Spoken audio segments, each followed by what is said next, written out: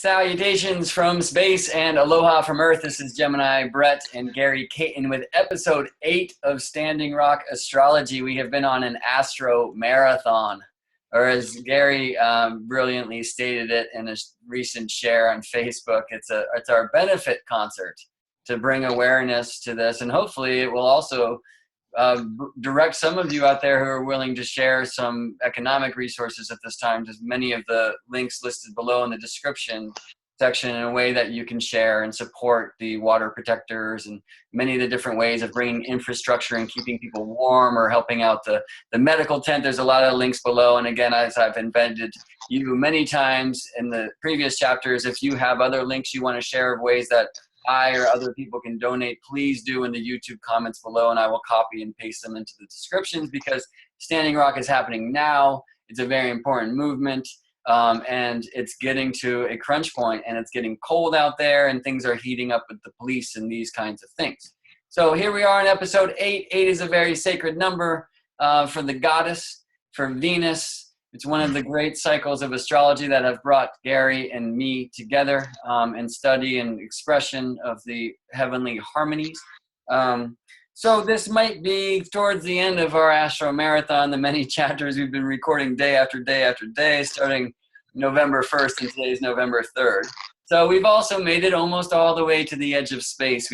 We've left number 7, the last visible planet, Saturn, and today we're going to head out and talk to Uranus and Neptune and Pluto, maybe some other figures. I drew a couple of teacups at the start of our session today, and I drew Saturn for Spirit again. In the last 2 days, I drew Jupiter for you, Gary, but today it was Uranus, the great lightning bolt. I'm going to drink this cup of charged tea. Wow. So, back to this Standing Rock chart that we've been using for the April 29th, 1868 Fort Laramie Treaty, but cast from Standing Rock. And I meant to say this, in the first few episodes I was using a Standing Rock North Dakota chart by accident, and it's really not going to change much. It's in the same zone, and we're using a sunrise chart anyway, but I just want to clear that up, and we're now looking at Standing Rock Reservation. Right, and I saw that. I saw you saying South Dakota, and I said North Dakota, and I was like, my Virgo noticed it, but I politely didn't let my Virgo interrupt. So. Well, don't be afraid to politely smack me in the face and get it lined up, brother. All right. So, one thing I feel is really interesting here is when we look at the visible planets, as we have so far, we have a lot of fire. We've been talking about this grand fire triangle. We're talking about Aries, Mercury, Mars, Jupiter, Leo moon, Sagittarius, Saturn. We see the Earth and the Taurus sun. We see the air and Venus and Gemini. And interestingly enough, just in the visible planets, there are none of the traditional water signs here. And this is about water is life and the water protectors. So we've seen in some of the subtle ways when we zoomed out of the frame of the film that this chart is and honor the scene, we saw how Mercury had his birth in Pisces. And the same for Mars, who was first visible, born in the morning sky in the sign of Pisces. The same for Jupiter. Yeah, so that Pisces energy comes in that way. We didn't do this for Saturn last time. We looked at where Saturn and Jupiter met in Virgo before. Oh, that's right. Chart. But I wanted to show just that the last place that Saturn and the Sun met before April 29th, 1868, was in the sign of Scorpio, in the water sign of Scorpio. And just as it is with the other outer planets, Mars and Jupiter, the Sun overcomes the planet, aligns its Earth, Sun, Saturn, in this case in Scorpio. And then when the Sun passes far enough by, which is about 15 degrees, or about 15 days later in the case of Saturn, we can first see Saturn in the sky, the very last degree of Scorpio, the major Mercury. Again, as Gary stated in our Mercury episode, was doing these water signs this year, 1868. And here he was, Mercury, recently getting the message of Scorpio, and high and bright in the morning sky with an emerging Scorpio Saturn at this time. So Sagittarius Saturn on the Standing Rock chart that we're honoring here, but got his start, got his assignment from the bright light of the sun in the water sign of Scorpio. So again, if we rewind in time and see where all of these planets on the birth chart themselves were born, we're seeing a lot of Pisces, we're seeing a lot of Scorpio, we're seeing a lot of water. But now if we honor the invisibles like Chiron in Pisces, or like Vesta, the asteroid goddess in Cancer, or like Eris, the dwarf planet in Pisces. If we honor Pluto, who carries a little bit of the scorpionic water just in his nature, or Neptune, who carries some of the Pisces water just in his nature, and see the alignments to very key planets here, we see that water coming in. But one of the key planets in the first non-visible to the naked eye planet discovered in 1781 in the Standing Rock chart is Uranus in the sign of Cancer, and in the third place of this chart. So that was one of my record length sentences ever. And I will shift it over to the wisdom of Gary Caton. Could you please tell us about the lightning bolt Uranus in the sign of Cancer, the third house, brother? Right. Well, you know, it's interesting because it's obvious that there's some water quality with Neptune, right? And you mentioned the idea of Pluto being connected with water too. And when you look at that actual discovery, and I put it in quotes with an ironic, sometimes I use the air quotes, not in an ironic, but just trying to show that I'm using terminology like as in italics. But in this case, I'm using air quotes as an irony because, again, Herschel did not discover this thing solo. He saw it. He was certainly not the first to see it. But he was the first to bring it to the attention of the, astronomical community in a way where it got, it became part of the whole pantheon there. At the time that he first, again, he wasn't the first to see it, but at the time when he first saw it, when we cast a chart for that moment, Scorpio is rising. So there's a link with, and so there's a link with water with Uranus too, in that it had a Scorpio rising chart for I call it the first sighting chart, or the sighting chart rather than the discovery chart, because they didn't figure out it was a planet until way later. So that's kind of interesting, right? Not many people think of Scorpio with Uranus. But yeah, I had never heard that. It's amazing. And it makes a lot of sense too. It does make a lot of sense because Uranus has a very occult, hidden side. I mean, you got to know just where to look and be at just the right time in order to see it. So, like, it can only be seen by the initiated, right? Right? Think about Scorpio, the hidden, right? The occult things that most people don't see the wisdom in these alchemical drawings, right?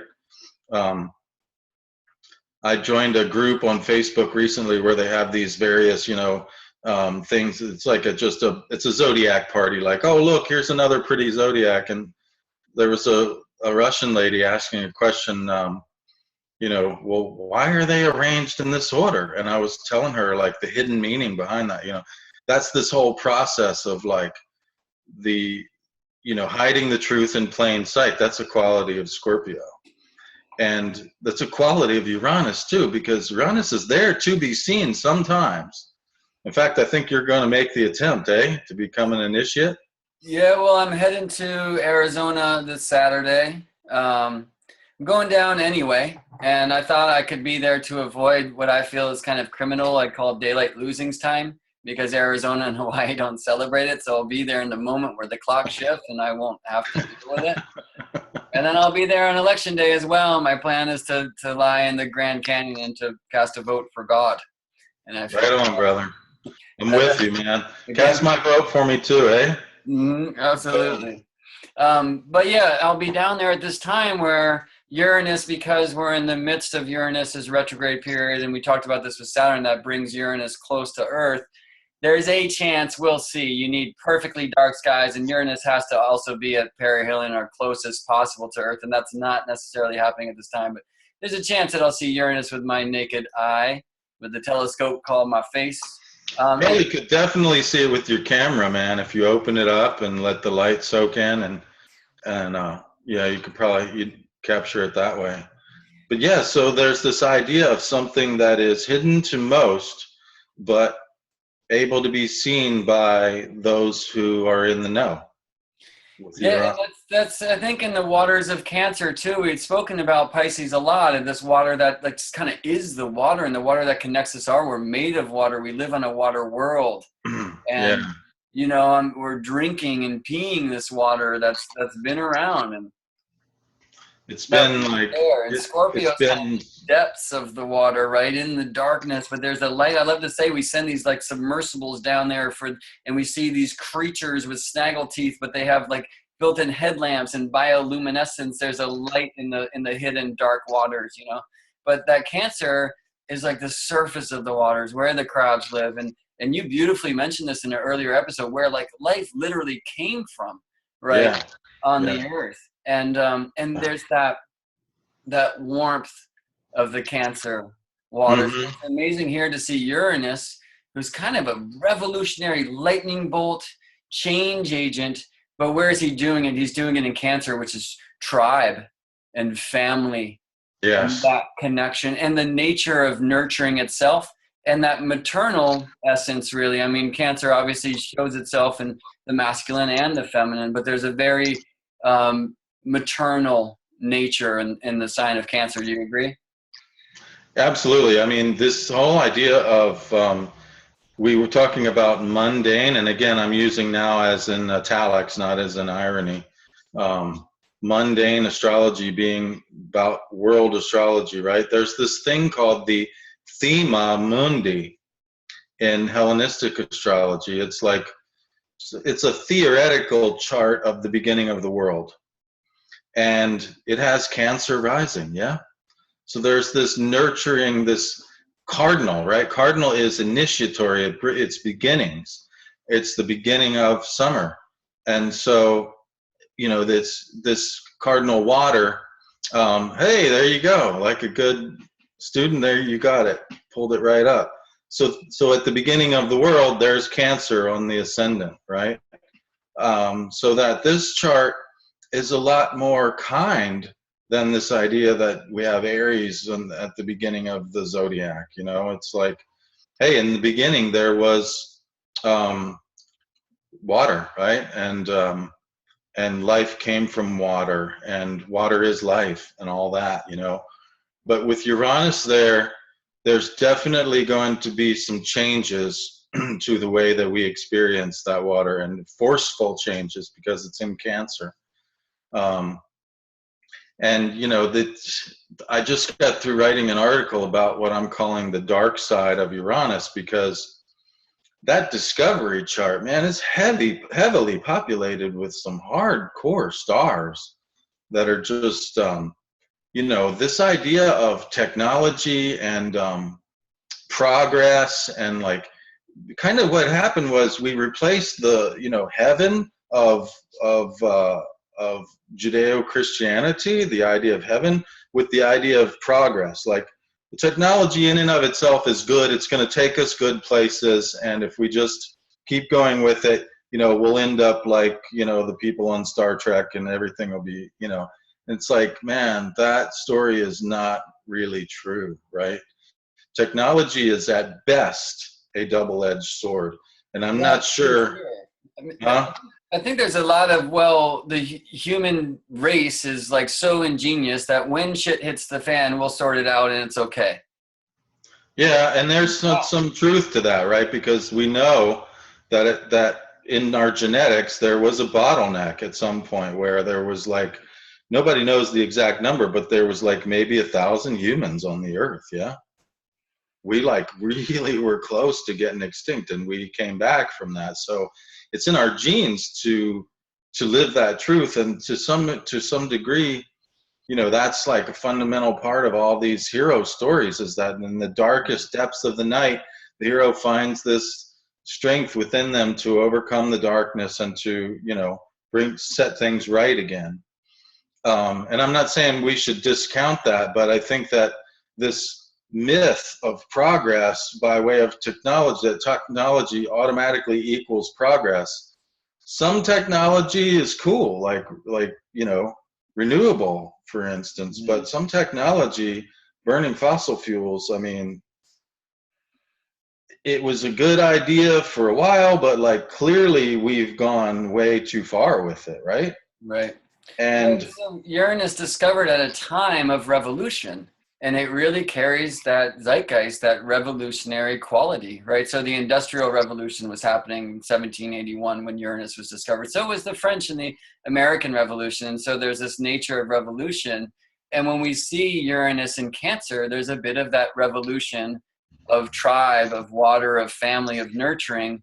But we'd say too, and this is a really important quality, I feel that Cancer really has the essence of creator. Where Cancer has long been associated with the moon, and moon long been associated with mother. And I'm pretty sure I came from my mother, you know what I mean? And so there's this thing I've said earlier in episodes where we see creation, we don't necessarily see creator. There's this womb nature to Cancer. And I think Uranus here is kind of, in the lightning bolt of Uranus, it's very much like the Tower card of the Tarot. Sometimes it has to smack us in the face for us to see it and to realize maybe in that we've been standing on a false tower, but sometimes there has to be that disturbance for us to even know our roots.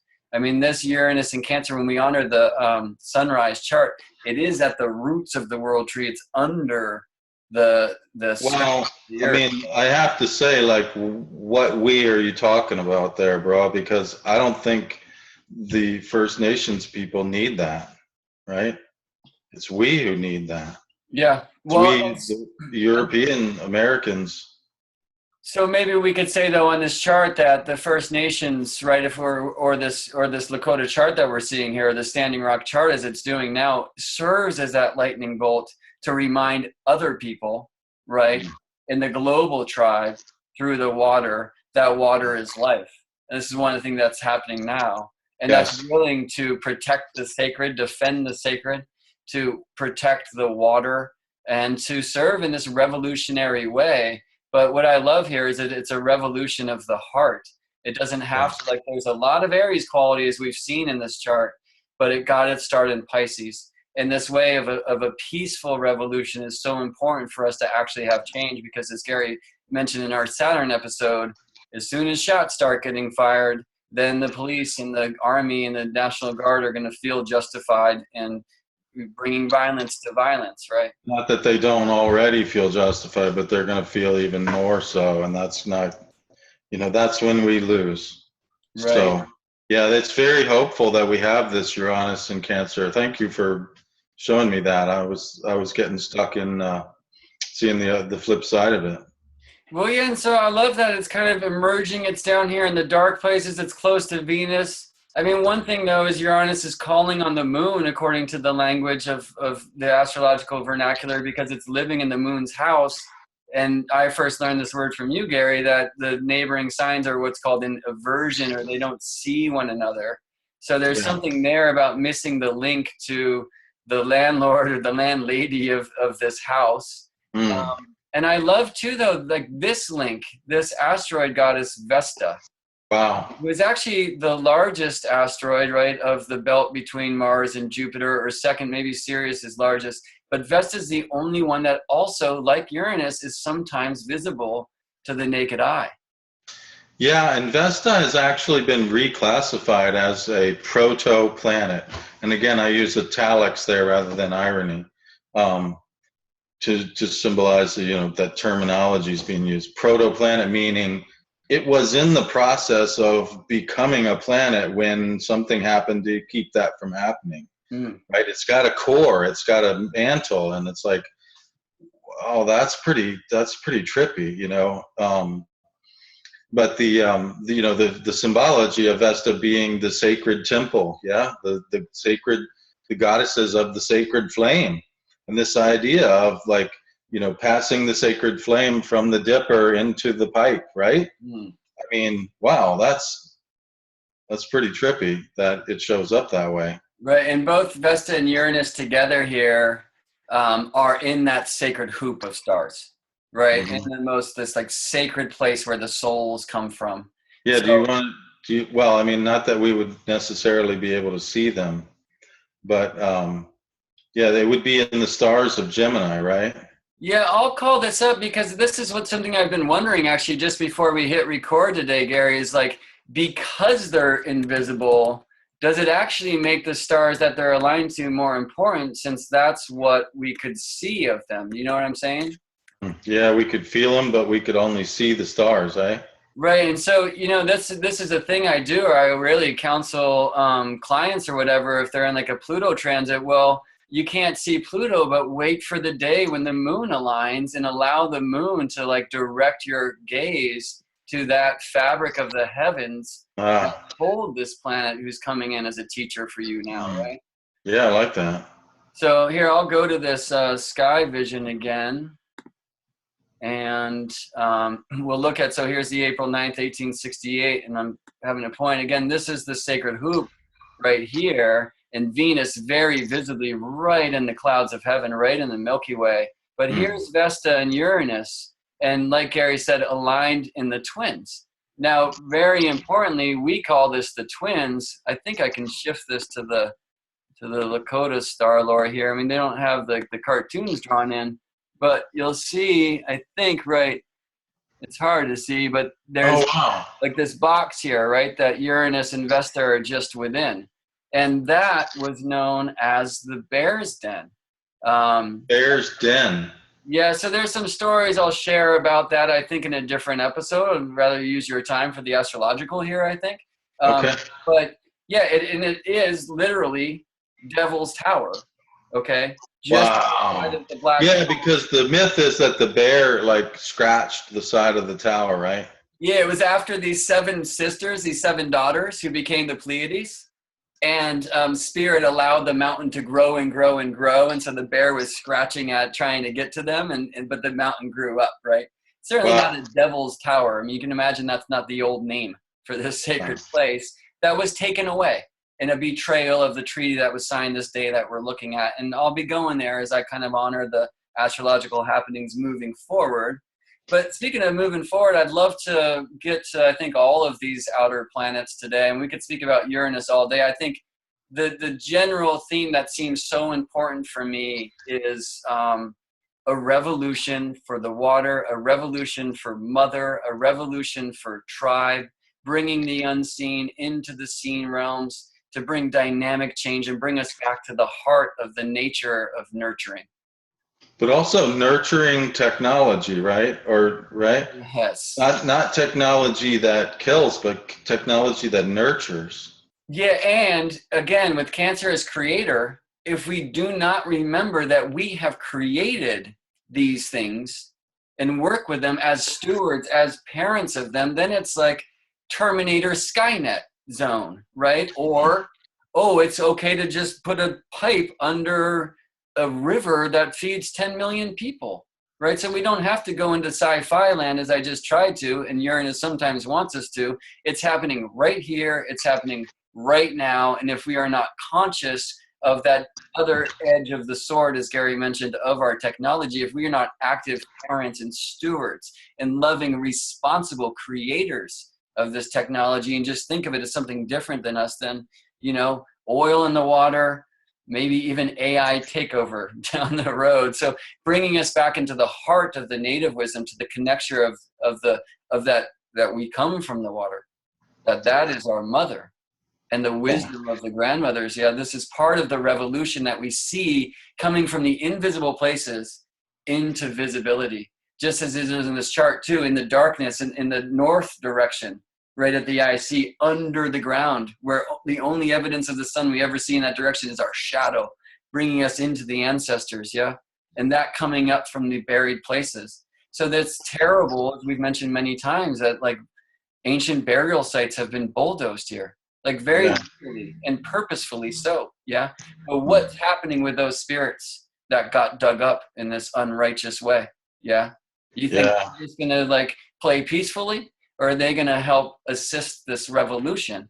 Yeah, I mean that was what the whole Wounded Knee thing came from, because we were talking about Saturn last time, I mean, you put these people who rely on the buffalo on a reservation, what are they going to eat? They were starving, and they started ghost dancing to call out to the ancestors of their, you know, in the spirit world, just to do something. And the white people were terrified. Yeah. And they all, if they were smart, they'd be terrified now of, you know, I would never mess with anybody's grave, man. That's like, what is that? That's sick. That's really sick stuff there. And, you know, the idea that somebody could think that putting a pipe under a river is a good idea is sick, you know? Yeah, and absolutely terrifying. So, you know, in the last episode, Gary and I mentioned that the Uranus-Pluto conjunction in the 1960s in the sign of Virgo, we saw a key component, a key relationship to this chart, just because before this date, that's exactly where Jupiter and Saturn had last met. And I'll expand some of those kind of astrological theories and techniques in future episodes. But it's very important, as we shared then, that this seed that was planted in the 60s of Uranus revolution, of Pluto, like core evolution coming together in the sign of Virgo, in a way hit this place where the seed sprouts in 2012 to 2015, the Uranus-Pluto square. Now they got to that, I guess I should do yoga hands for the people watching, but they got to that place where we're emerging in the first quarter, the tension place. We talked about the friction and the perpendicularity in earlier episodes, and the seed's sprouting, and that's beautiful, but it has to bust through hard land, and the winds and the rains come at it, right? That's a core part for the growth of the plant, where like literally it's said in some ways, like it's the wind that helps it grow. If there wasn't that thing it had to resist, it wouldn't have the strength to become tree or whatever this plant is meant to be. But that's our time now. And so there's a seed that was planted in the 60s, and we can see so many themes coming alive in our time now that were really coming forth. And when we look to where the Uranus-Pluto squares aligned in recent times to the Standing Rock chart, we'll see some of this come through, because here is this Uranus and Vesta that we're looking at, 10th and 13th degree of Cancer in the Standing Rock chart. And this is the first Uranus-Pluto square of modern time, which was Pluto in the 9th degree of Capricorn and Uranus in the 9th degree of Aries. So you can see Pluto opposite this Uranus.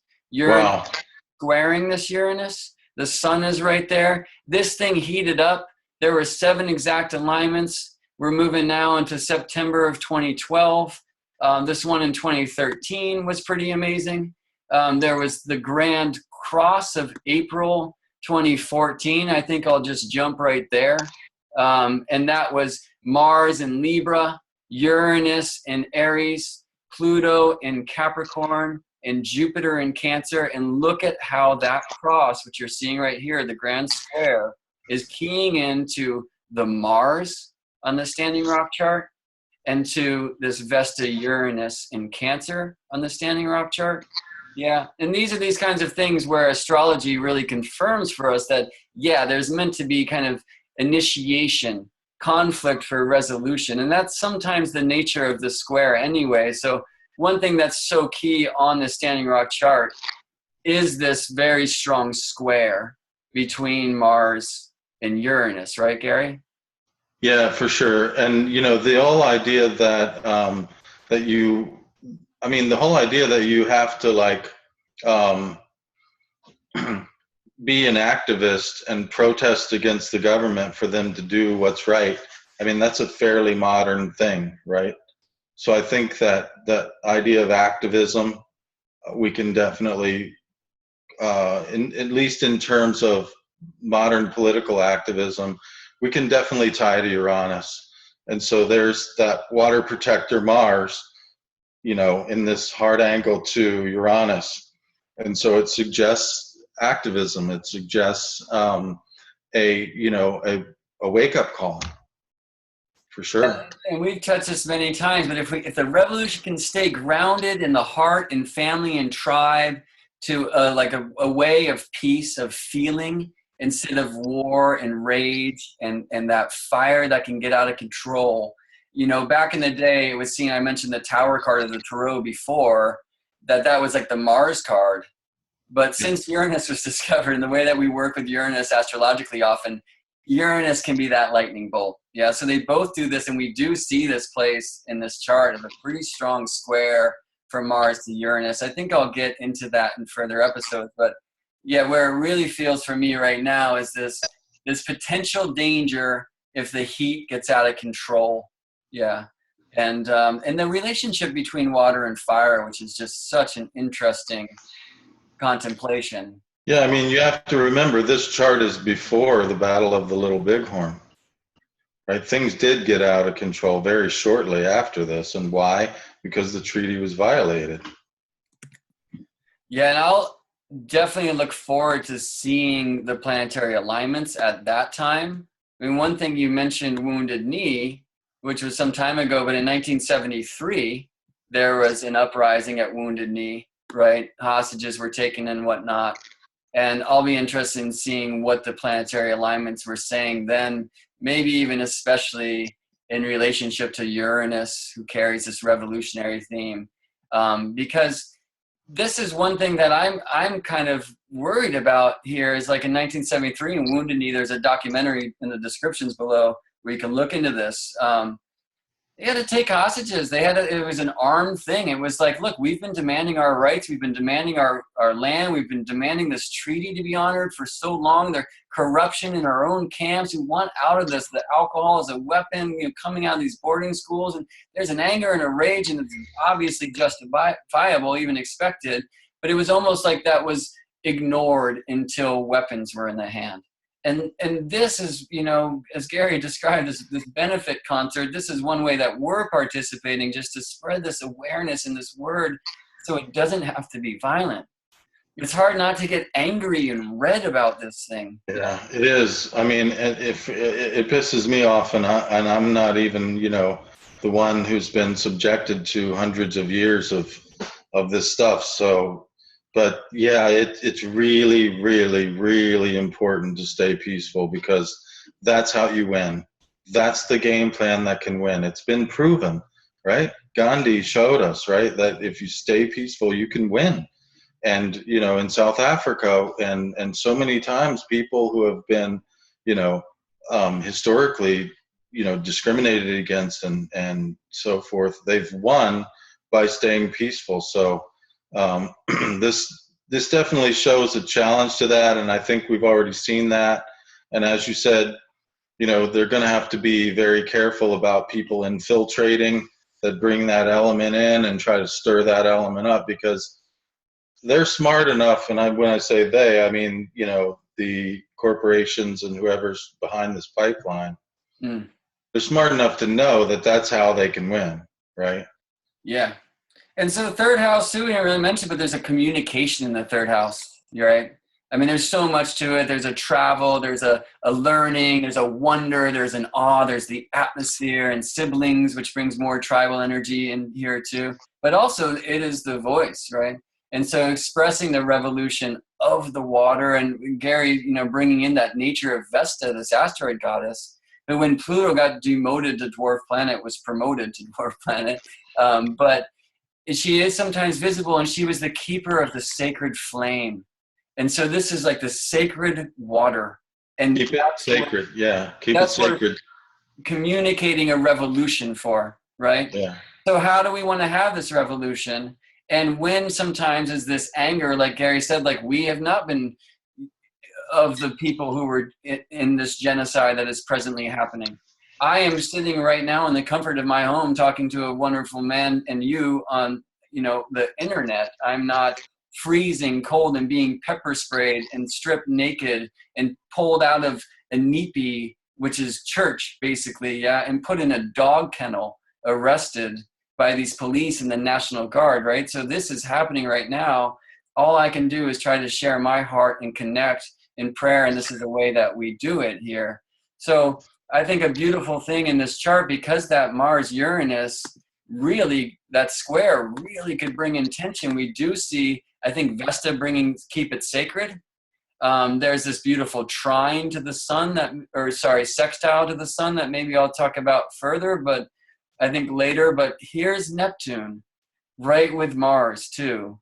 And we saw how Mercury and Mars and Jupiter, all these Aries planets, were born in the Pisces water. There's a spiritual warrior. There's a water protector. There's a keeping it, in a sense, sacred and serving the sacred. So that tension between these things of like, well, if no one's going to hear that voice, we're going to have to go to war. We're going to have to fight. But what is the resolution? Let's remember too that they are all reflecting the light of a Taurus sun and living with the land. Yeah, and I think Neptune actually helps to chill Mars out here quite a bit, like to keep it chill, to keep it spiritual. And I think in the same way that Vesta helps to chill Uranus out a little bit here. So I really think that these two invisibles are helping in a way, the same way that the water is kind of behind this chart in the sense of the cycles where these planets come from. I think these two are actually helping to chill this square out a little bit to where it can be managed. And it's interesting because I'm not sure exactly where the midpoint of that square would be, but it's looking like it's right at that same point where the midpoint of that trine is, isn't it? Of the Mars-Uranus square? The midpoint of the Mars-Uranus or the Mars-Vesta square. It looks like it's almost the same place, not quite as the Jupiter-Moon trine. Yeah, it would be about 10, 11. I mean, it's Gemini, right? Oh, no, my bad, because other signs. Yeah, sorry. It'd be right about 0 Gemini, I think. Yeah, I'm not taking time to edit out parts like that, like I wish I could. Me just babbling, yeah, but listen to the teacher, folks. Listen to the wisdom of the elders. So exactly, like where the midpoint of these guys is very close to where the midpoint of these guys is, which is the opposition of Saturn. So that Gemini point is so important in all these ways. And it's going to be huge to watch transits to that point for this chart, right? Yeah. And we can see that just in transits in opposite Saturn, but see there's this point here that's like, it's shown in all of these geometries, right? So, and another thing, this is something I learned from this elder, Gary, that we'll look at Mars at 13.5 Aries and Uranus is back here at 9.5. So Mars, which moves faster than Uranus, has made that perfect square and it's leaving that square. Whereas here's Mars coming to meet with this next teacher, Neptune. Yeah. But it's called this square from Mars to Uranus is separating. Same thing with Mars to Vesta. And the Mars to Neptune conjunction is approaching or closing. And so we're leaving this kind of tense, maybe revolutionary kind of war message, which is so key. And in fact, we know this treaty came out of a war. Right? Yeah. And now we're merging with the spiritual essence, the merging kind of, in a way, Piscean 12th house nature that Neptune can bring. And I think we've talked about Neptune enough in previous episodes, Gary, and I want to be respectful of your time and my voice, which is clearly going away. Oh, man, dude. So maybe we could shift out to Pluto. Okay. Furthest planet out, and this Sun-Pluto alignment. Yeah, which is also applying, right? The sun will be moving to Pluto in about 6 days after this event. And so, yeah, I mean, Pluto at this time had not been discovered. So not only is it not able to be seen, it's not necessarily even able to be grokked yet, right? In fact, my argument is that we still don't really grok it, right? Because we haven't had a Pluto return since its discovery. We're only about halfway there. They say because astrologers say, oh, you're not really an adult till you have a Saturn return. Well, how can we be adults with Pluto? We haven't had a return. We don't know exactly what it's about. So it's a kind of an elusive quality in this chart, and it's an elusive quality as yet for humans, I think. As evidenced by the fact that we've got, like how many missiles and it only takes a handful to like blow up enough stuff to really like essentially end life as we know it, right? And we've got, so yeah, there's a, I think there's a genocidal signature there that speaks to the Pluto being the god of the underworld, god of the dead. But there's also from a less megalomaniac standpoint, there's that signature of the ghost dance of speaking to the ancestors, right? And calling forth the wisdom of the ancestors. And like, what if white people had that? What if white people were able to remember their ancestors and remember this idea of generations, right? Because Pluto's 248 years, right? That's like 3 human lifetimes, right? So it's an energy that we can't possibly contain. We'll never experience a Pluto return. Right. We'll never even really experience but maybe a third of one. And so, like, this is a huge energy that we need to be very cognizant of, the fact that we're playing with something that we can't really control, right? And I mean, what is oil but this black stuff, this black dead stuff from way back in the past that comes out of the ground, out of the earth, out of Taurus, right? The earth, that we can't control, and that causes death and destruction when it's unleashed into the water. And so there's a very potent symbol in this chart that of something that as yet we're unaware, but that is coming. Yeah. I mean, Pluto, I just like to say, it's kind of the hidden hand of the shamanic shakeup. It's about that raw, unseen, the buried, the stuff in the darkness that doesn't necessarily mean evil, right? That's going to come through. I love that comparison to the oil, Gary. I mean, Neptune, I think, is often spoken about, that we're alcohol and the oil, but Pluto just is that dark stuff from underground. That's coal, oil, fossil fuels in general. Yeah. And Pluto, now, I showed this earlier in an earlier chapter, but Pluto, which has this very eccentric orbit, if this is the plane of the solar system, like Earth going around the sun, Pluto does one of these numbers. Right. And I was born with Pluto in Libra. He was up here. For us in the northern hemisphere, is far up. And now at this time, he's just crossing back down. Yeah. 2017, 2018, he's coming back to where Pluto was July 4th, 1776. On the U.S. chart, right? And to look at this 1930 data, I just ran this this came to my mind when you were speaking about it. It's like, well, what was happening with the Standing Rock chart when Pluto was discovered in 1930, which was February 18th, 1930. And here's Pluto retrograde in Cancer.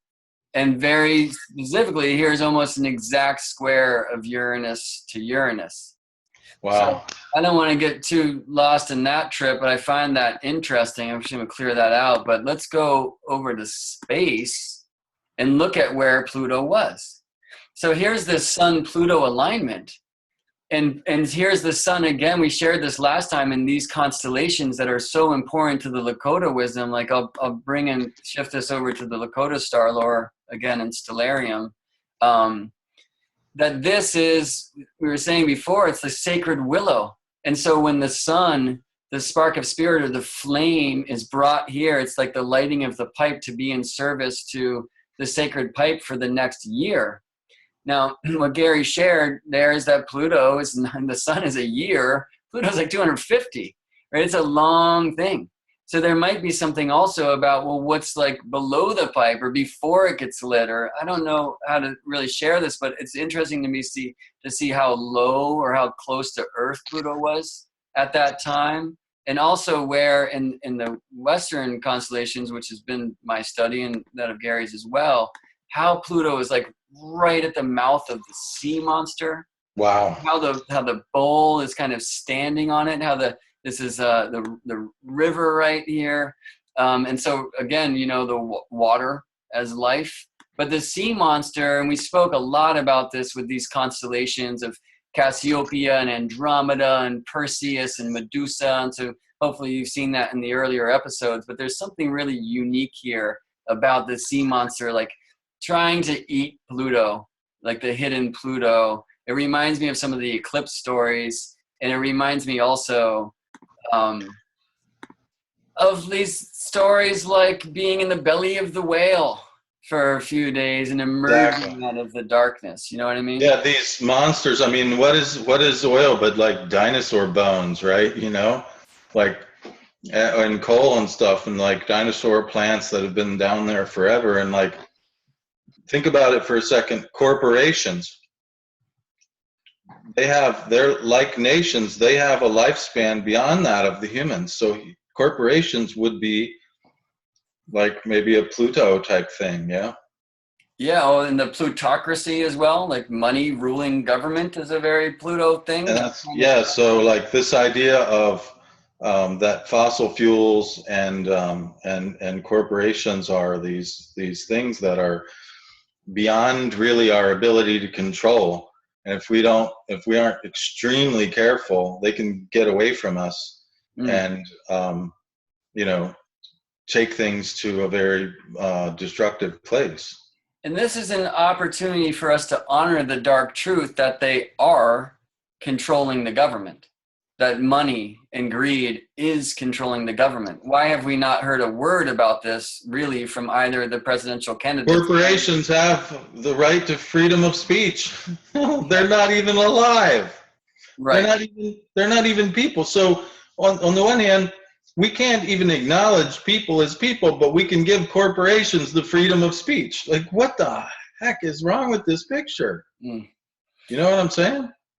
Yeah, and so, as Gary shared, the sun is closing in on this alignment to Pluto. Now, it's interesting, again, because of Pluto's orbit, we'll see in this thing that the sun's above Pluto while that's happening, right? Because there's not only longitude, that's all we see in the chart, unless you know about the nodes, but there's latitude, right? And so Pluto's below for the northern hemisphere, down to Earth. But in this next year, where I'll be showing all sorts of things like the eclipses, as I mentioned before, in different alignments.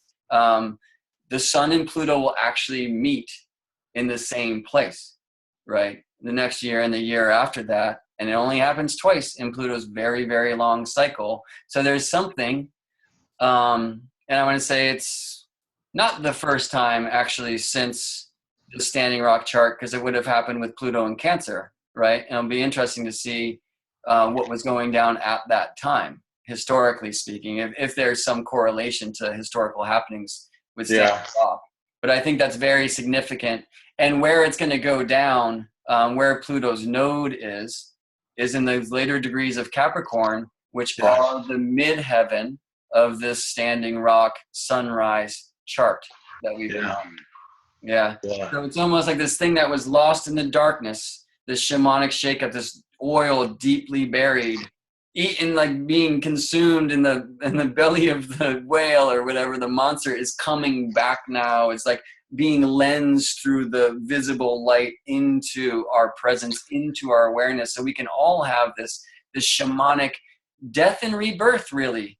But see, you don't have to die physically for that to happen. Yeah. And I mean, one of the things I think in terms of like this activism that this chart shows and becoming an activist, like, the corporations only have power because people give their money to them, right? So this whole idea of buy local and everything, that's extremely important, man, because if you don't give your power to these things, then they don't have any power without us giving it to them, So like, send your money to real people whenever you can, because these corporations are not people. They're inhuman, right? And they empower people to act in inhuman ways. You know what I'm saying? Yeah, I do, and I love that you are saying this, because another way that we can help Standing Rock is to honor that this is one of the branches of this tree that has been growing fruit for us to eat, and there's seeds of wisdom in there. So yes, we should send money to help people out there that are on these front lines. Yes, we should spread awareness. Yes, we should have these benefit concerts each in our own way, serving our medicine in this way. But yeah, we should take our money out of the corporate banks and put it in the smaller local unions. We should pay our money to the mom and pops instead of to the large Walmarts of the world and these kinds of things. And this is one of the many awakenings of this time that we've all felt. We're all shifting and changing in a very strong way. Nobody watching this isn't in a place where they are rapidly going through this kind of death and rebirth process. And this is one of the beautiful, though difficult to look at, it's one of the beautiful gems shining in this darkness. If we're willing to go into that rabbit hole, we will find juicy carrots and shiny gems. And that's one of the promises of Pluto. And so Pluto in Taurus, you know, Pluto in the earth, this midheaven in Capricorn where Pluto is now, bringing back the elder wisdom if we're willing to listen, if we're willing to allow the false structures to crumble. So the true organic trunk of the tree, the real structure, can support us in our growth. But the truth is the branches don't grow to the heavens until the waters of hell have been tasted by the roots. And this is part of Pluto's teaching of bringing us into the darkness so that we can blossom and so that we can grow into the light together. And hopefully that's part of what we're bringing attention to in this sharing. Aho. Aho. All right, brother. Well, there are the outer planets. And do you want to speak quickly about the other asteroids? I mean, we honored Vesta. Yeah, we can do that for sure. The goddesses, yeah. We mentioned previously in the last episode, I guess, how Uranus was discovered in 1781 with the telescope, and there's kind of this technological thing then associated with Uranus. And the nodes, as we talked about very early on, are invisible but have been tracked because that's where eclipses happen. All right, so Uranus discovered in 1781, carrying that revolutionary quality. Neptune, as we discovered, just in 1846, and through connectivity, like literally mathematically calculated, because it was seen that something out there was pulling on Uranus, right? And a lot of people came together, as Gary mentioned. So Pisces has that togetherness, has that we're all connected. We all have this pull on one another. Neptune, I meant to say. I often confuse Neptune and Pisces in that way because they have similar qualities. And then Pluto was discovered in 1930, and plutonium and all these heavy things were happening, yeah. But well before Pluto's discovery and before Uranus was discovered, asteroids of the belt in like the very early 1800s were discovered, starting with Ceres, all right, who mythologically Ceres was the mother of Proserpina, or in the Greek, Demeter was the mother of Persephone. And what about this Ceres in Aquarius with this very strong trine to Venus and Gemini, Gary? Yeah, I mean, Ceres is a very earthy goddess, right? She's the goddess of agriculture, and her daughter goes into the underworld, right? So they're to meet with Hades, to meet with Pluto, yeah, and become his bride. So there's a very deep earthy wisdom. She was also goddess of the mysteries, of the Eleusinian mysteries. And what is agriculture? But what is the mystery of agriculture? But that you have to save some of your crop, and you have to sacrifice it in a death ritual. You have to bury it like you bury a corpse to have another crop the next year. Yeah. So there's this death rebirth. I mean, Jesus even talks about this. He says, "I tell you truly, if a seed, if a seed is not sacrificed, it remains but one seed. But if you sacrifice it, it can become many." So there's this deep sort of wisdom that's contained there that that I think that this chart shows that we can reconnect with. I think that even outside of the agricultural paradigm, right? That the First Nations people understood that in so many ways that we don't, right? That circle of life idea that we need to be reminded of that over and over and over again, and so that's sort of what I'm seeing there. Absolutely. I mean, Aquarius is a very humanitarian You know, for me, Capricorn is like now we're in the survival cave and rationing the food, and we got to make it through. And by the time Aquarius comes around in the northern hemisphere seasons, it's even colder. You can't leave.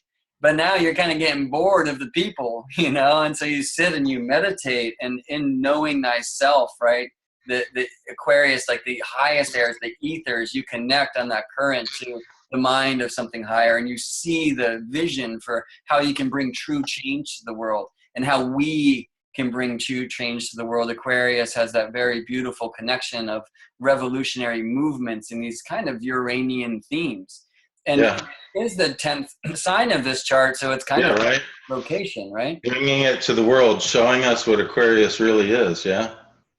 Yeah, and while Pisces has that merging essence, Aquarius does too, but through the ethers of the air. So this internet, the way that we're sharing here, the way that people are putting up camera, you know, videos of things that are actually happening there, there's this cool wisdom of being able to share through the technological, the actual earthly happenings, so that we cannot forget or ignore, or, you know, these unrighteous potential like government shutdowns of these things will, like the revolution will be televised. Certainly not on mainstream media, but that's Right. the beauty of this internet, is that the mainstream media is becoming our media, what we choose to share, what we choose to connect to, and that's part of our service here.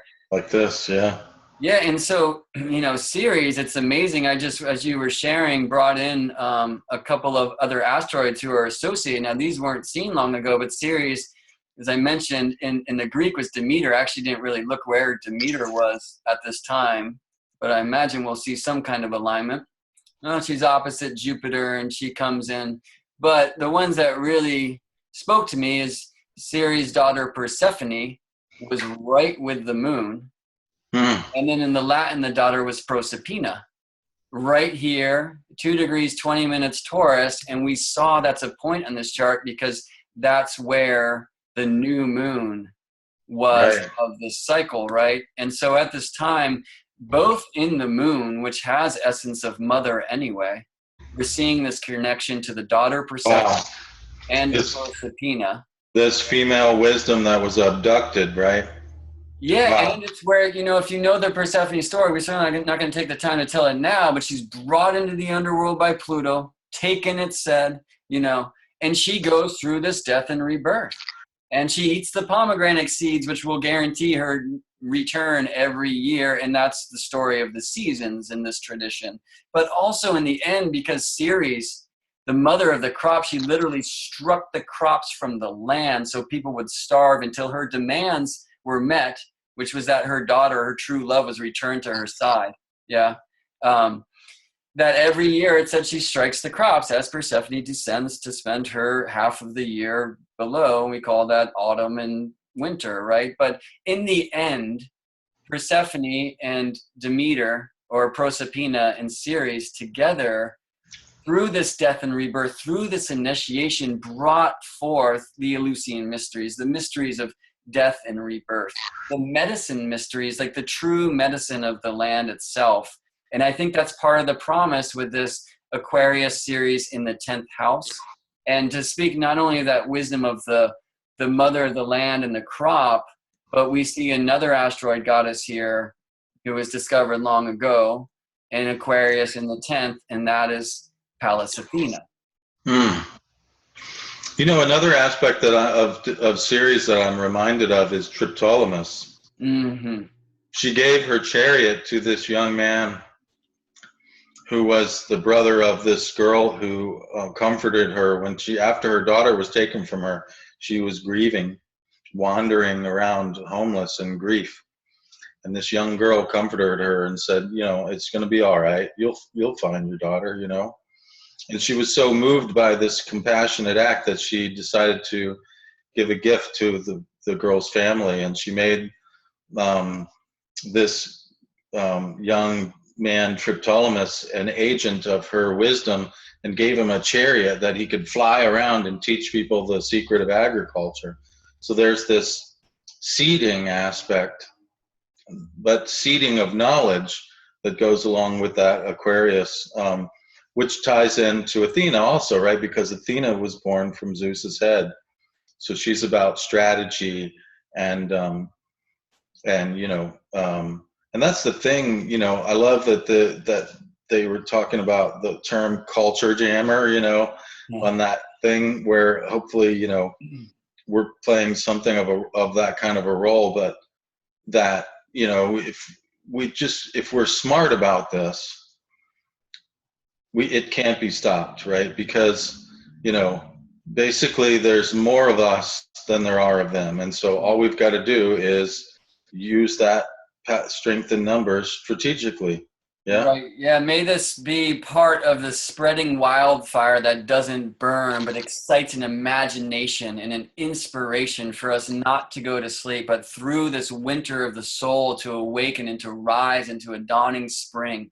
Yeah. The flower of life. And this is part of these initiations of the seasonal winter, which is felt much stronger in South Dakota. Yeah. Than it is here. So that part, that going into that coldness, even the sickness that allows us to purge, through what we're coughing out, and we get healthy again. And now we have this wisdom, this growth.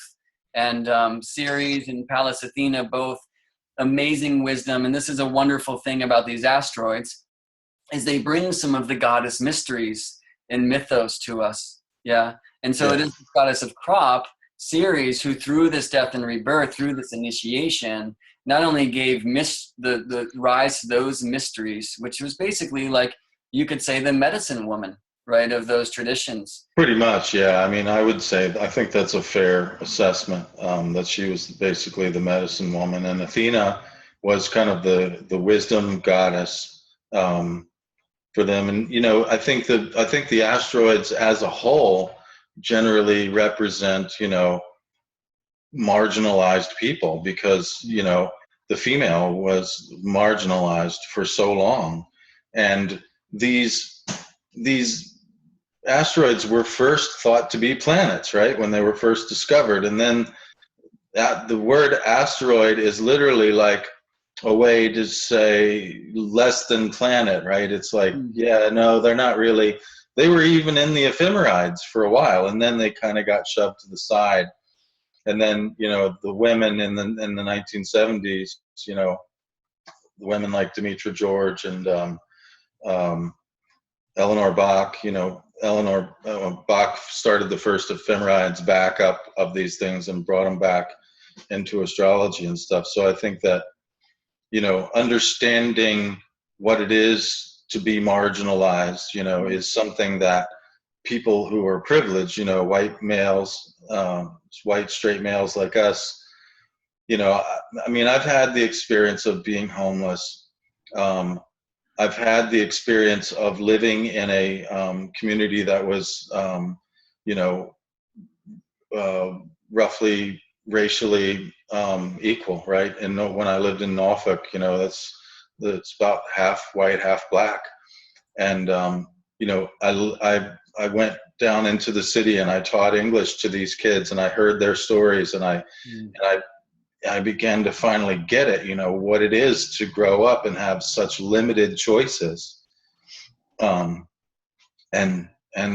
to understand what it's like to be marginalized, even just conceptually, right? You can begin to have a lot more compassion and a lot more ability to not treat people in a non-human way. You have to understand that concept of marginalization in order to stop this cultural programming that says you have a right to treat them as less than you.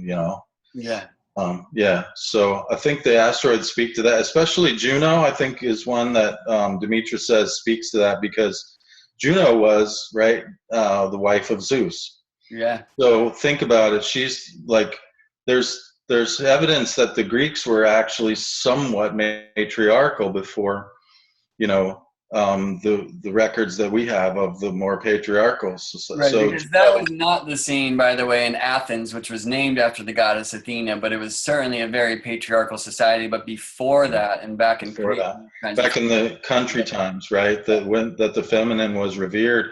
So Juno was herself marginalized, and Juno was some people see Juno as like this meddlesome thing. She was constantly working against her husband Jupiter, but Jupiter was like being a patriarchal asshole. right. He was actually trying to balance things out. So Juno often shows up in the charts of people. You know, I have Juno in the 10th house, for instance, and what some of the work that I did, you know, was working with marginalized people, especially children. I have Ceres and Juno in the 10th. Right, So and then, well, you also had the Goddess Astrology podcast for 8 years. Trying to work with these marginalized archetypes, you know. You know, people might have caught me smiling at a really poor time of your sharing there, but what had happened is a hummingbird flew right by my window. Oh, wow, nice. For a while. And the hummingbird always reminds me to say, okay, and what is the joy? What is the potential like flight in this? And I see that as well, like we come through the winter. In Aquarius, that fixed sign of the winter, right? Imbolc, and you know, that's that coldest place. And then we come into Pisces, which is the promise that the light is going to return. And there's a beauty that emerges through these seasons, through the falling of the leaves. You know, they come back. If we, like you shared earlier, have the wisdom not to just like hold that seed that's grown in our fruit like it's what we earned, and don't have the wisdom to even compost the old into the soil to plant that seed in the rich wisdom. I've heard Rudyard say this, and it wasn't his original thought. I think it's Chinese wisdom, but any fool can count the number of seeds in an apple. Not the wisest man can tell you the number of apples in a seed.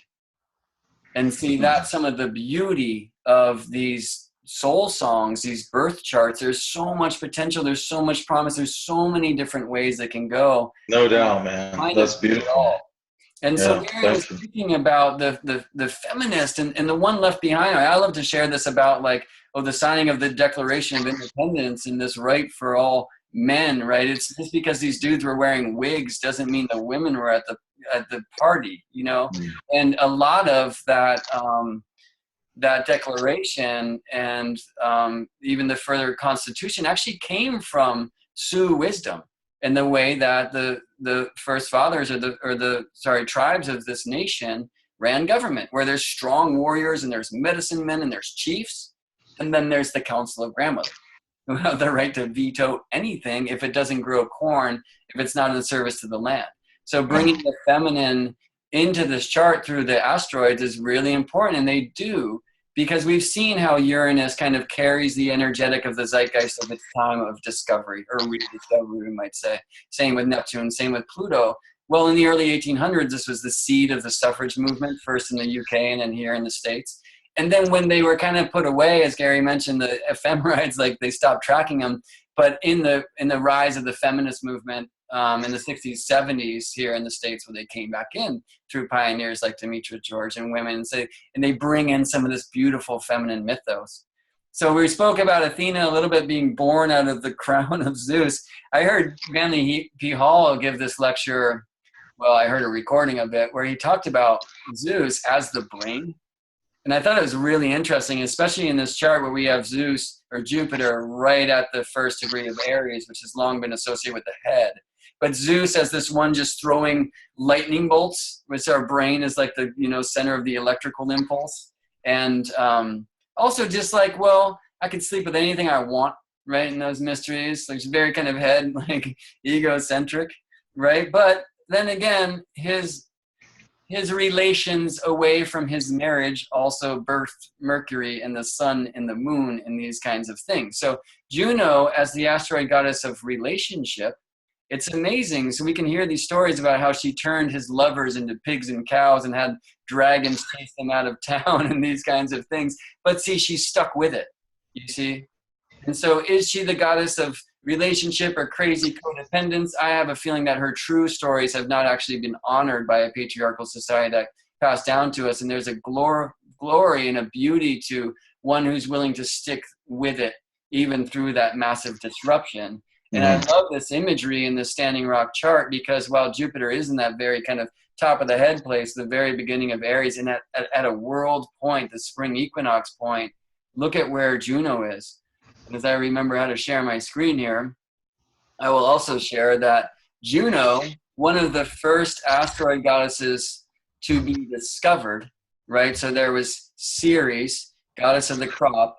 There was Vesta, as we talked about before, keeper of the sacred flame.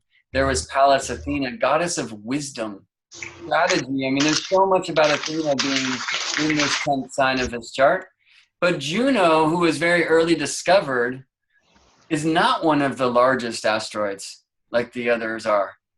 And there's this interesting just kind of marginality in that as well. But here she is in Scorpio, very close to where we saw just at the beginning of this chapter, where Saturn and the Sun met before this April 29th, 1868 date. Let me see if I can bring that back in. They met in Scorpio. Right here, look almost exact at where Juno would be at this time. So she's carrying some of this zeitgeist of the life force of the sun and the great mystery, bringing in maybe more of that grandmother wisdom in a water sign, in a chalice sign, a feminine side, Scorpio. But while this thing might be about the head, this one is definitely about the heart. Yeah. Yeah. And what is it that we're saying here? Water is life. Protect the water. The water itself has become marginalized, right? Yes. I mean, hello. Absolutely. And look in the 7th house. What is our relationship to water? Are we willing to go into the depths? Because 7th house is relationship. Juno is the goddess of relationship. This isn't just about relating to human beings. Yeah. What about relationship to the trees? Yeah. Your exhale is their inhale and vice versa, right? What about relationship to the land? What about relationship to the heavens? What about the relationship of heaven and earth and how we are antennas in that marriage? And what about our relationship to the water? Are we willing to get Scorpio to the depths of that, to the raw stuff, to drink from that core stuff? And sometimes look into our darkness to be able to find that light. That's part of what this movement is allowing us and encouraging us and inviting us to do. And, we see some interesting alignments from Juno, but I think the last invisible we'll talk about today was this character who was discovered in 1977, called the Centaur, typically living between Saturn and Uranus, but having a strange orbit that allows him to journey into other places. And there's a very strong trine or connection between this water sign, Scorpio Juno, and this water sign, Chiron and Pisces. I think another time I'll talk about the Eris in Pisces, because I feel that like profoundly important in this chart too, and her trine to Uranus Vesta. But just to wrap up today, Gary, because we've been on this marathon and I know we're both starting to wear out. Yeah. What about Chiron and Pisces in these very last degrees of Pisces? And in a sense, because we usually start the chart with 0 Aries, in the very last degrees of the wheel of life. Right. So he's about to cross that vernal point, that we talked about with Jupiter, rising due east, although unseen. But yeah, this infinite water, right? When you look at the Earth from space, what do you see? You see a blue ball. Yeah, that's Pisces. The blue ball image is Pisces, because the blue is the waters, the oceans. So there's this, it's interesting, the centaur image itself, because the centaurs themselves were very sort of primitive, animal-like, right? The animal half of the centaurs was usually predominant. They were usually like warlike and caused a lot of ruckus wherever they went. There was a few of them that were wise. One of them was Chiron, and Chiron was actually a great teacher of many heroes. Taught not just the art of war, but of philosophy and astronomy and all these things. So Music A and lot of people associate it with the healer or or with the wounded healer, but to me, it's the mentor, it's the teacher. Mm. So there you have, two teachers, Jupiter and Chiron, right next to each other. And they were half brothers. They were both sons of Saturn. Yeah. Right? Yeah. And actually, for a time, they lived together, it said, in Chiron's cave, where Jupiter lived in the light and Chiron lived in the darkness. And the cave was called the Chironian, and it was this teaching place, actually, for so many orphans.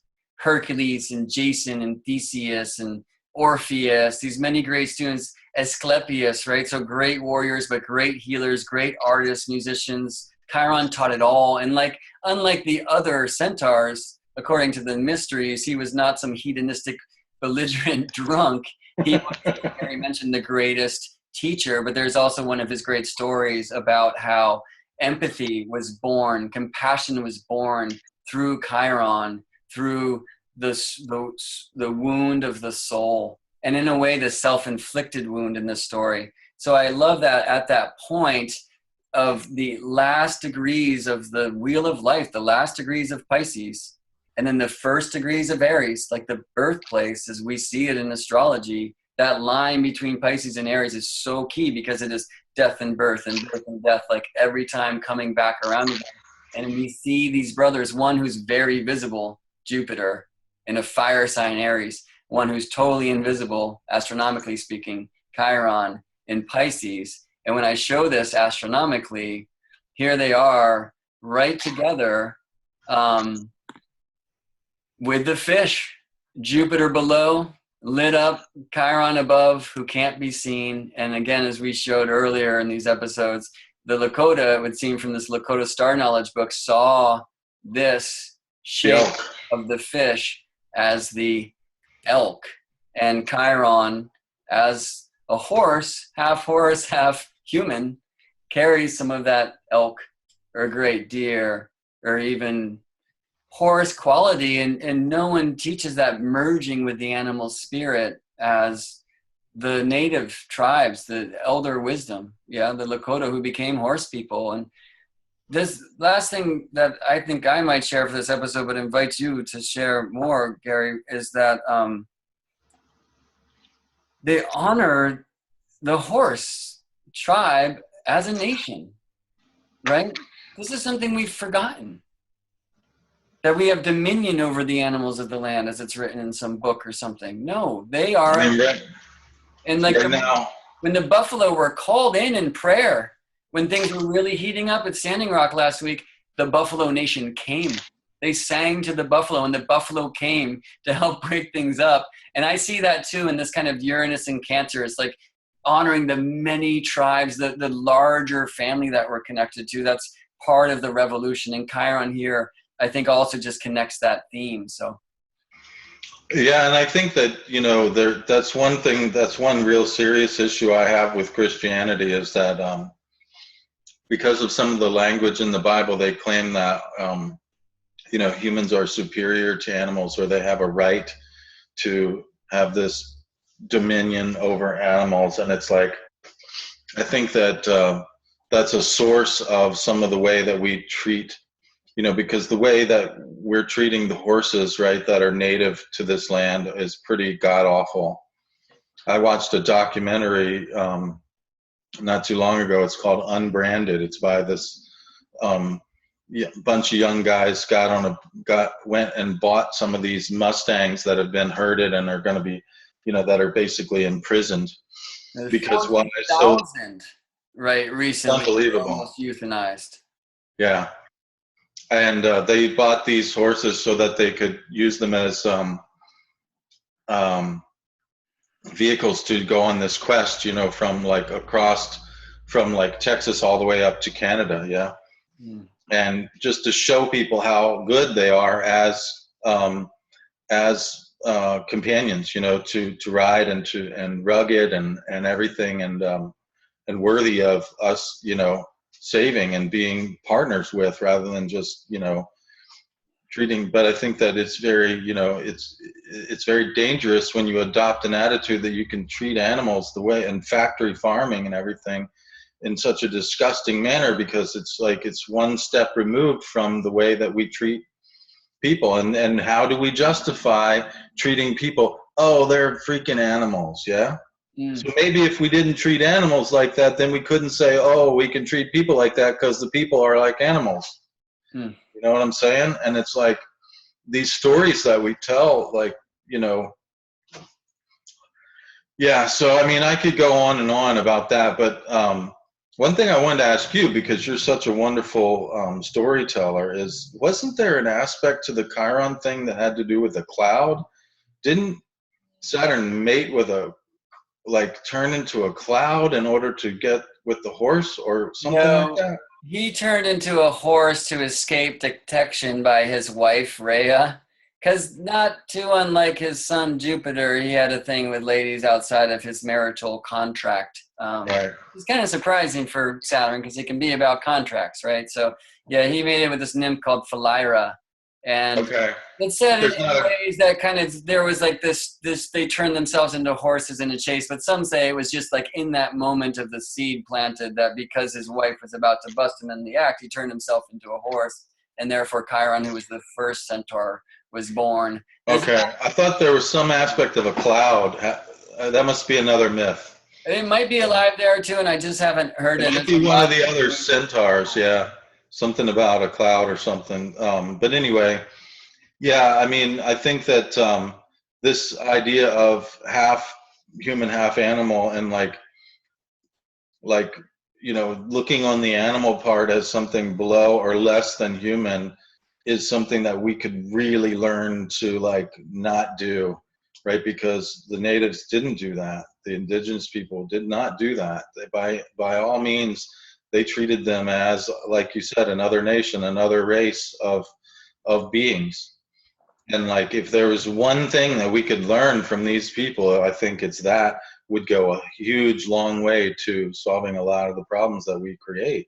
Right. So yeah, you can see in the centaur, like the animal portion is below the human being and treat it like some kind of dominion. I even wonder about that translation. I think stewardship would be a better word, and that's not even the thing we're getting after. We're getting after a relationship and equality, you know. But it's the animal part that's close to the earth. So I spoke about in an earlier episode, we all stand straight because the earth is curved. We're pointing at a different star, but we all connect in the core through the earth into the darkness. And that's our animal side. That's the roots. That's the legs down, you know, and we can even see this in the astrological symbolism and medical astrology. We don't need to go there. But bringing back our own animal self, which knows truth because it's tuned in. It's like part of the earth. We are, a lot of us just want to reach for that higher angel being and that ascension and that, you know, people talk about getting out of the prison planet and this bullshit, right? Well, what about getting down into that other side, the plant spirit, the mud being, the swamp creature? It's scarier, it's darker, but it is so real, and it's our other side. So, I mean, even in the Bible, you can say the sons of God and the daughters of man. It doesn't matter. In so many different ways, we've looked in the shamanic traditions of higher self, of serpent self in the underworld, and in this middle self. And we've kind of, in an effort to reach only above and work only with the head, we've even gone above the heart, but the heart will bring us also down into our entire body. And it's the great speak of the elements. Yeah. And so this native wisdom, which was alive all over the world, and it's been preserved in the Western mysteries, kind of on an intellectual and academic. But this is part of our sharing here too, of the way that Gary and I connect to the heavens, not only through the intellectual pursuit of astrology as it's known now. That's only half of astrology, the way it's practiced. That's the correspondences. The other half is the astronomy. And it's been said before that astrology is the living hand that wears the glove of the stars in the heavens. Well, without the glove, the hand is really cold. You know what I'm saying? So we want to live in an experiential, embodied practice. If you want to meet Jupiter, wake up before the sun right now and say hello. And reintroduce yourself to that great light and invite him as a teacher. Yeah. I was out this morning and walking out, and, you know, right now Orion and Sirius are very high in the morning sky, and it's just like, I'm just like totally blown away by every time I see it. Like, it never gets old. It's such a It's an incredible experience of awe and wonder, and it's like I live for it, man. You know, it's like it's like I don't know what I would do without it. It's like it's almost like water. It's that important to me, to my life, to have that, you know, experience. It's Deep like medicine, it's a relationship. I had the same thing last night where I was coming home from a friend's place at 1 something in the morning, you know, tired after all the sharing. And earlier I had read in this Lakota star knowledge these things about these constellations, which were saying, well, whoa, like we're being called into this. And yes, this chart aligns in so many ways. It's profound. But when I was pulling in, because we're getting towards the winter months here, the whole sacred hoop it was like I was driving into it. This very place of the sky that we're talking about. Yeah, and that wonder and that awe where I'm just like a child, like I saw it for the first time. I love this craft that we're engaged with in because it's totally predictable. I mean, especially the astronomical side of it. We know where they're going to be. We're actually, you know, you're a great sky photographer. We're going out to see these very things. And every time you're like, whoa, that's happening? I know, right? Yeah. It's one thing to know, like, Venus is going to be rising at, like, you know, I don't know, 4:37 a.m. or another. But it's another thing to get out there and the wind's blowing and you're looking around and you don't see her, and then, you know, you're taking a whiz in the bushes, right? Because you had a bunch of coffee, so you could, and you turn around and you see this thing on the horizon, this bright orange, and you're like, oh my God, something caught on fire over there. And then you're like, no, and then you remind yourself, no, you idiot, that's what you came to see. That's Venus. They call her in these texts the blazing torch of heaven. And it's like, oh my God, that's why they call her the blazing torch of heaven. Because just like the sun rises all red and fiery, so does she. Right. Oh my gosh, every time, you know, and I love this joy that we found here to close episode 8 and our sharing for a time together. But you know, just to bring it back to what's happening now, I remember the last time that you and I went out and saw the stars together and experienced that amazement together. We were out on a beach. We were waiting to see Mars rise, and Mars rose like darker than blood red. And we were just like, both of us, like, whoa, that's real. And then like the cop came. Like, our star watching place. And see, this is this thing we're talking about. We're just engaging like innocent children of wonder and awe and connection to spirit. And it's undeniable when you go out there and you witness the sky, or you witness the leaves, or nature on a hike, or whatever it is for you. You're in this true temple that is the earth. And now rules and laws and curfews want to keep us from that connection. And the true wisdom that's spoken not only of these people, these true First Nation Americans, but it's shown in this chart that we've been honoring, and hopefully you're hearing that from us and from this chart itself, that connection of our church, of our temple, of the body and the earth, and that way that we connect to the heavens and the earth, in this living relationship with all that is. This is what has been caged. This is what we are freeing now as we connect in our own way to share. So hopefully this is served in our own way. And I really invite you, as I'm sure you are and you do, to share your truth and to share your experience in any medicine and magic and love and passion you can for this cause that's reminding ourselves of this heavy history, so we can not deny truth, but in honoring it, we can bring forth a peaceful, loving, unified future to honor relationship to the land, to the water, to all of our brothers and sisters in human form and animal and tree. And star. Yeah, and just to bring forth a true, beautiful revolution that will be televised, because it's worth seeing. Yeah. Right on, brother. Right on, brother. Aho. Aho. I love you very much, Mr. Gary Caton. Thank you. I love you too, Brett. Joining this. Keep standing with Standing Rock, everybody. All right, y'all. We will see you on the earth. Love and planet. Adios. Adios.